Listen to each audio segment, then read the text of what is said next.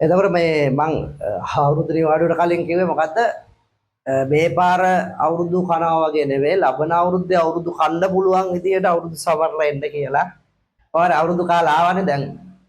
අවුරුදු ලබන්න කලින් ළමයි දැන් මේ අවුරුද්ද ලබනකොට 2025 අලුත් අවුරුද්ද ලබනකොට හිටිය ළමයි ಜಾති දෙකයි.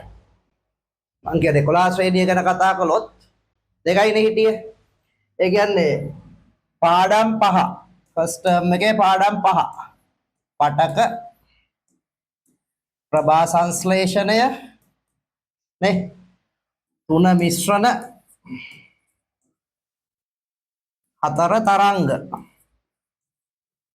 සහ 5 ප්‍රකාශ විද්‍යාව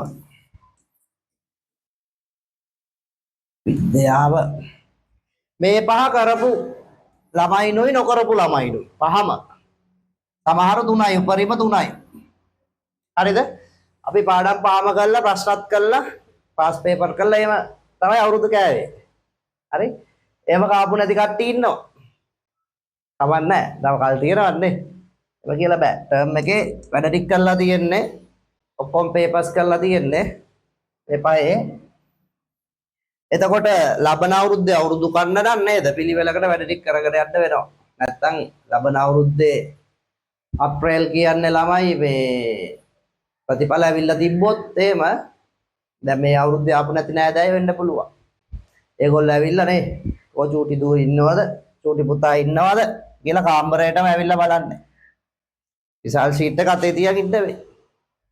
හරි ඒකින්ද දැන් ඉඳන් අපි දැන් මේ ඉතුරු වැඩ ටික පිළිවෙලකට කරගෙන යන් 10 වසරේ වැඩ ටික එහෙම පොඩ්ඩක් ආයි මතක් වෙන්න ඕනේ. හරි පේපර්ස් කරද්දීවත් මතක් කරනවානේ. මේක ලස්සනට කරගෙන යන් අපි ඊළඟ අවුරුද්දේ අවුරුදු කන්න බලාගෙන